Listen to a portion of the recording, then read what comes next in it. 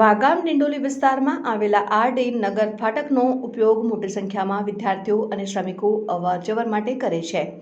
નીલગિરી સરગરથી ડિંડોલી તરફ જવા માટે શોર્ટકટ રસ્તા હોવાથી વાહન ચાલકો પણ અહીંથી પસાર થાય છે, પરંતુ છેલ્લા 6 મહિનાથી મેન્ટેનન્સ કારણોસર ફાટક બંધ કરી દેવાતા લોકો પરેશાન છે। અરેતા લોકોને નીલગિરી તરફ જવા માટે પણ 2 કિલોમીટર સુધીનો રાઉન્ડ લઈ જવાની ફરજ પડી રહી છે, જેથી લોકો પરેશાન છે। મોટી સંખ્યામાં લોકો અહીં એકત્રિત થયા હતા અને નારાજગી વ્યક્ત કરી હતી। લોકોનો આરોપ હતો કે નવા ગામમાં અંડરપાસ શરૂ કરાયા બાદથી મેન્ટેનન્સનું બહાનું બનાવીને ફાટક બંધ કરી દેવાયો છે, જેથી વાહન ચાલકો તો ઠીક પરંતુ રાહદારીઓને પણ સામેની તરફ જવામાં ભારે મુશ્કેલીઓ થઈ રહી છે। Reporter Bhargav Barfiwala, news 7 India, Surat. मारू नाम बटुभाई राजपूत, मैं रामेश्वर नगर में रहूं छू। मारा 22 तो 23 वर्ष થઈ ગયા છે। સુરતના રહેવાસી છું મેં, અને મારે કામમાં જવા માટે છે ને પેલું કિસ્ટાની બસ પકડું કંપનીની। 5 મિનિટ લેટ થઈ જાય ને મારી બસ ઉપડી જાય, પછી 200 રૂપિયા ભાડાથી રિક્ષા કરીને મારે જવું પડે વજીવાલામાં। બરાબર, આટલા વર્ષથી આ નેશનલ હાઈવે રસ્તા નથી છે। આ ફાટક કાયમ ચાલુ હતો, એ ચાલુ રાખવું જોઈએ। મારી માતા બહેનો કામ પર જાય છે, 7,000 રૂપિયા મહિનાથી કમાય છે। વાનગાંવ કોઈ યેસુ ગામ જાય છે, આ બેન નું 3,000 રૂપિયા રિક્ષા ભાડું થાય, 5,000 માં એનું પોતાનું ઘર ચાલે। અને છોકરાઓની જવાની તકલીફ એટલી બધું છે। સ્કૂલમાં 200 છોકરો આ બાજુ આવે, 200 આ બાજુ જાય છે નિંબાયત વિસ્તારમાં। તો આ લોકોનું ડિસિઝન શું કરવાનું? એ લોકો કોઈ ફાટકનું આપણું સંગીતાબેન પાટીલ એને આપેજ પર અમે ગયા હતા। એ બે મેડમ કહે છે અમે બિહારમાં ગયા છે, અને ઓનલાઈન બી એને મેસેજ નાખ્યા છે। અમે લોકો એ કઈ જવાબ નહીં આપતા, કોઈ ફોન બી નહીં ઉઠાવતા। નરેન્દ્ર ડોક્ટર પાટીલ એની બી રજૂઆત કરી છે, એ બી બિહારમાં છે। ચુનાવ યા લડે છે અને યુવાનમાં જાય છે।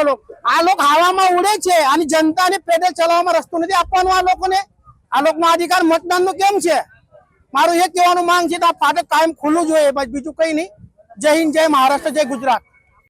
મારું નામ ભોલા રાજપૂત છે। मैं અહીંયાનું રહેવાસી છું, નવા ગામમાંથી આ ફાટક મિનિમમ મારું જન્મ બી નહીં થયેલો એ દિવસથી આ ફાટક છે। અમારું નાનપણથી આ ફાટકથી આ સાઈડથી જવાનું, તા સાઈડથી જવાનું, કારણ કે લિંબાયત બાજુ જવાનું આ એક ફાટક હતો, નવાગામ બાજુ આવવાનું આ એક જ ફાટક હતો। આજે જ્યારથી અંડરપાસ બન્યું, એ અંડરપાસમાં દુનિયાભરની ટ્રાફિક જામ થાય છે।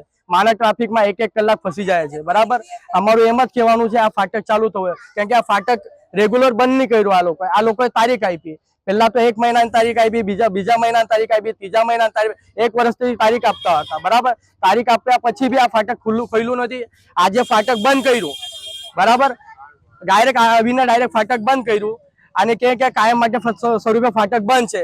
મગર અમે લોકો અહીંયાના જે સ્થાનિક લોકો છે, અમે ધારાસભ્ય પાસે બી ગયેલા છે, ધારાસભ્ય પાસે ગયેલા, અહીંયાના નગર પરિષદ પાસે બી ગયેલા, બધા પાસે જઈને આવ્યા છે। મગર એ લોકોને અહીંયા ઇન્ટરેસ્ટ નથી, એમને બિહારમાં ઇન્ટરેસ્ટ છે, કેમ કે ત્યાં ઇલેક્શન છે, કેમ કે તાના પ્રતિનિધિ છે, અહીંયાના થોડી છે।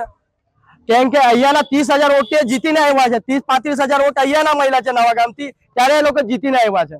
બરાબર, તો એ લોકોને અહીંયા ધ્યાન આપવું જોઈએ કે બિહારમાં ધ્યાન આપવું જોઈએ? હા, એ લોકોના ઓફિસે એના દરવાજે જઈ જઈને થકી ગયા। એ લોકો અહીંયાના ડેપ્યુટી મેયર બી તા છે, હા, એમના ડેપ્યુટી મેયર બી તા છે। બરાબર, અહીંયાના જે સ્થાનિક કોર્પોરેટર છે એ બી તા છે। એ અહીંયાના પ્રતિનિધિ છે કે બિહારના પ્રતિનિધિ છે? મારું એમ જ કહેવાનું છે આ ફાટક તાત્કાલિક દોરું ખોલવું જોઈએ, બીજું કઈ નથી। અમારી એક જ માંગણી છે, નાના છોકરાઓ છે, સ્કૂલમાં જાય છે, સ્કૂલમાં ભણવા જાય છે, બરાબર, તાથી લોકો આવે છે। હવે છોકરી લોકો છે, એ છોકરી લોકો અંડરપાસ થી જશે, અંડરપાસમાં કઈ છોકરીને કઈ થાય એની જવાબદારી કોણ રહેશે? હા, અંડરપાસમાં નાની છોકરી ગઈ, કોઈ મોટી છોકરી ગઈ, એને છેડતી કરી, એની જવાબદારી કોણ? અને અંડરપાસ બન્યું એ બી વર્ષમાં 2 વખત તો બંધ થઈ ગયું। જે અંડરપાસ બન્યું એમાં વર્ષમાં 2 વખત બંધ કર્યું, કારણ કે આ ચાલે તો ચાલે, નહીં બી ચાલે, માત્ર બીજું રસ્તો કયું છે? આ જ છે ને।